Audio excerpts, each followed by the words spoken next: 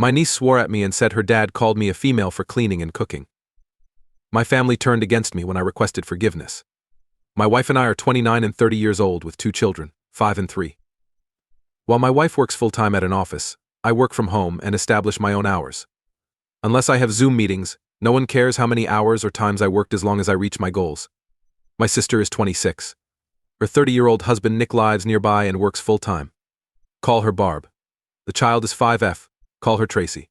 With my flexible work schedule, when our kids started school, we agreed that I would drop off and pick up my niece from daycare. I didn't mind and believed my kids would enjoy hanging out with their cousin. I liked Tracy and believed I was her cool uncle. Nice of her to behave most of the time. Anyway, I bring her and my kids home most days. I make snacks or dinner, and my sister picks them up afternoon or evening. My 3-year-old and I made snacks while the 5-year-olds watched Bluey a few days ago. I heard yelling suddenly. My son yelled at her that my dad isn't a girl as I ran over to see what was wrong. My sister yells back. She appears female. A word sounds. Although different in my tongue, it implies the same. Difference between using it and calling someone gay by name. I was astonished, but I switched off the TV, sat her down, and explained her this is a nasty word and that I'm not a girl. Because this is a nasty word and we don't treat each other badly in this family, she should apologize to me. If I hear this word again, I'll notify her parents and get her in trouble. She promised not to get in trouble since her dad phoned me.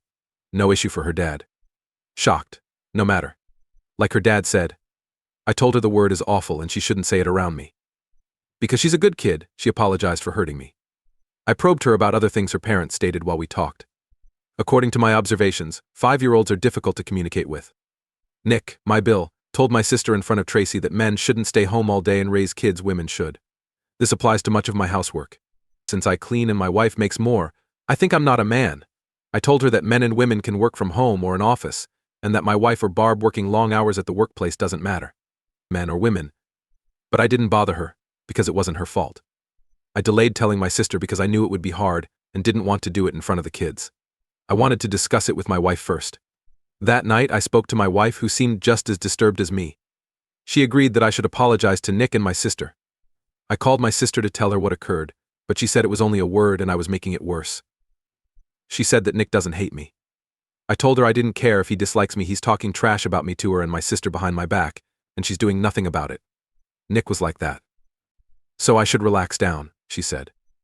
I hung up after telling her to fuck off. She could pick up her own child from daycare if she felt that way. I know it was unpleasant and short notice, but I felt like the folks I did so much for and considered family were mistreating me. My wife said she understood, and I shouldn't give up until I get an apology. Next 2 days were weekends, therefore no child care. Barb didn't call or text, but I expected her.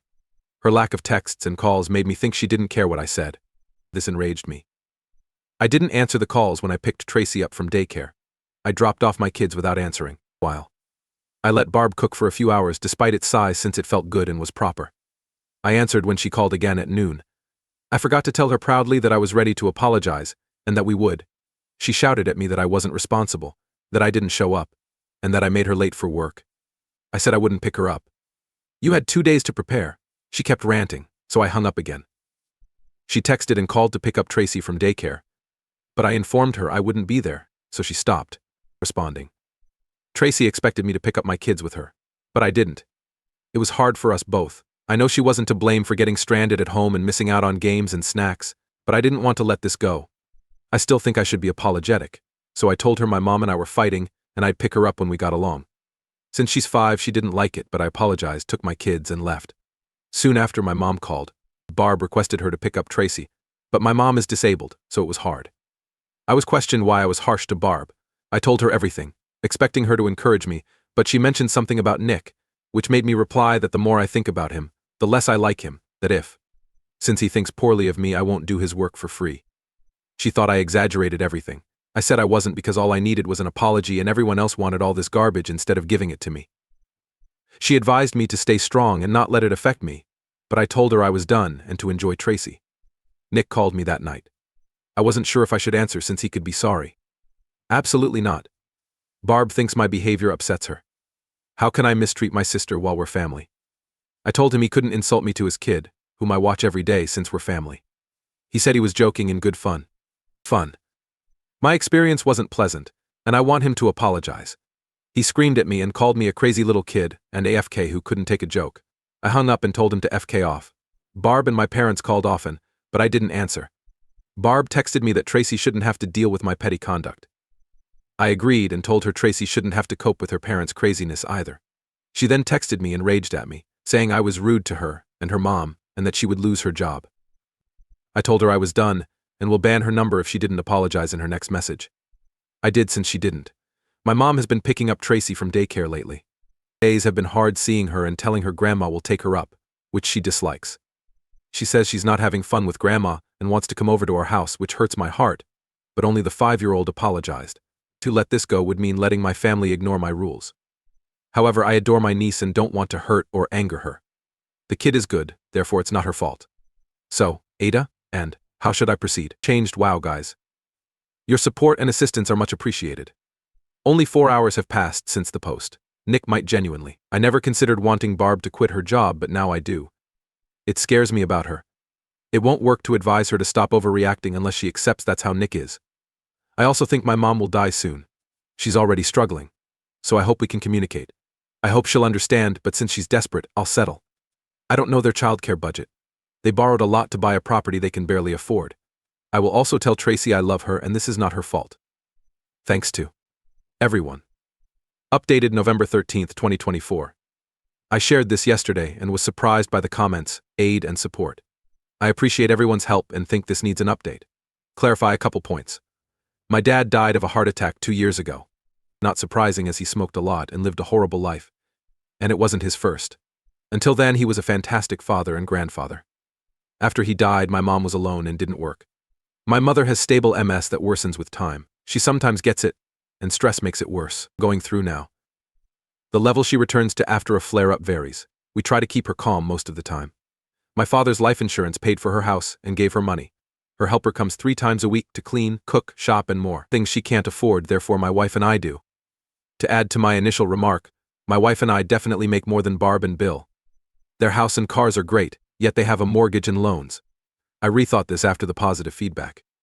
Thinking about how I could hold my ground without abandoning Tracy. I settled for something because there wasn't a perfect answer. I took the day off to think and cope with this. Someone saying how someone else would feel in Tracy's position damaged me, and I can't do that to her now. He requested a different report. But I can't provide it currently. It's not her fault that we all love her.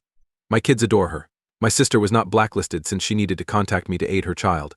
When I called my mom, she was again upset about picking up Tracy, which is hard for her. I was ready, I informed her. But I'm coming over and she's going to have to hear me out, to which she agreed.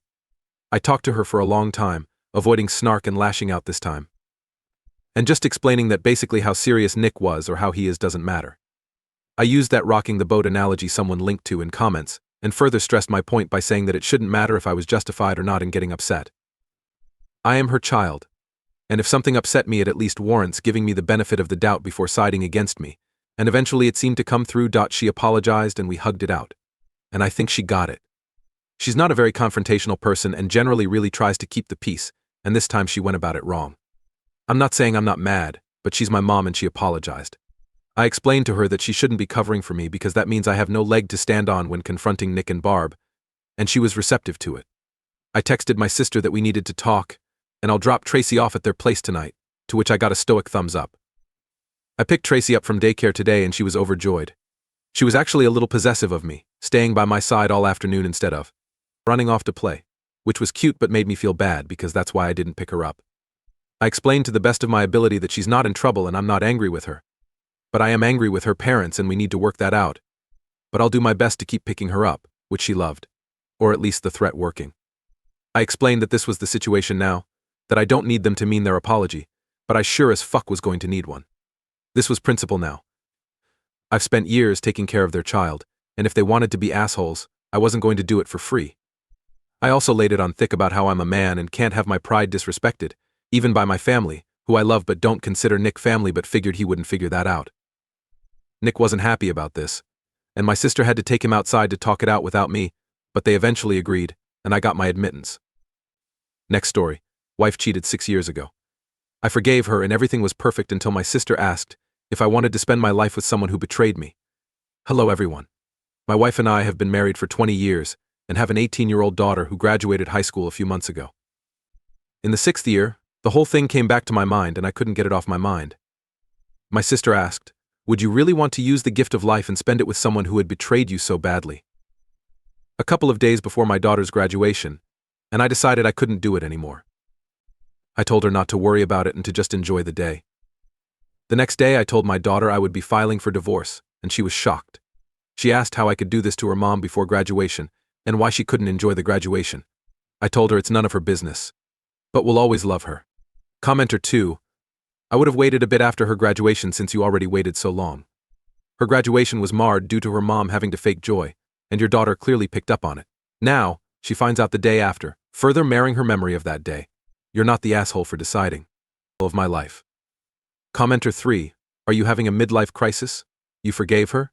You waited 6 years? Did a young chick bring these memories back? And then you made the graduation about the divorce. Your daughter will always remember that. Yes, Urup. My daughter had a great time. The graduation party was great too. We took lots of pictures. Commenter 4, I know it's hard, but the timing was terrible. Your daughter deserves joyful memories, not family chaos on her graduation day. She'll remember this forever.